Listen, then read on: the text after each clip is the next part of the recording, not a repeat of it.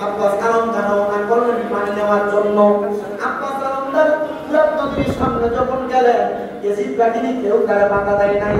ওই পানি পান করবে এমন টাইমে হযরত আব্বাস আলমদার নিজে বলে, স্বামী কারবালা কিতাবের মধ্যে সুন্দর করে ঘটনাটা উল্লেখ করা আছে। আসমাউল মুহিকা কিতাবের দ্বিতীয় খণ্ডের মধ্যে উল্লেখ করা।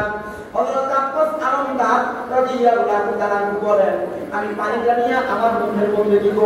এমন টাইমে আমার চিন্তা আসলো, দেওয়াজের মধ্যে আসলো, নবীর নাতি ইমাম হুসাইন এখনো পানি পান করে নাই।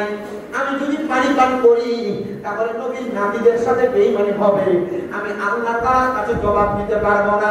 মুহাম্মদুর রাসূলুল্লাহ সাল্লাল্লাহু আলাইহি ওয়াসাল্লাম নবীর কাছে জবাব দিতে পারবো না।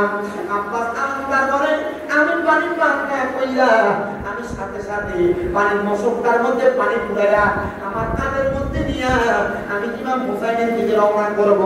এমন টাইমে ইয়াজিদ বাহিনীরা আমাকে ঘিরে ফেলছে। ওনারা ডাকতে বলে, আব্বাস আলমদার তুমি পানি পান করো, কিন্তু ইমাম হুসাইনকে পানি দেওয়া যাবে না, তার বংশধরকে কাউকে পানি দেওয়া যাবে না। বলে কারণ কি রে? জানি আমি যদি পানি পান করি ইমাম হুসাইনকে পানি পান করানো লাগে, আর ইমাম হুসাইনের দাদা দয়াল নবী যদি আমার একবার প্রশ্ন করে আমি কেন ইমাম হুসাইনকে পানি না পান করে না, আগে পানি পান করছি, আমি নবীজির কাছে আমার মুখ দেখাইতে পারবো না। এই জন্য আমি পানি মশক ভর্তি করে নিয়ে যাব, নবীর বংশের আগে পান করাইয়া আমি আব্বাস আলমদার তারপরে পানি পান করব।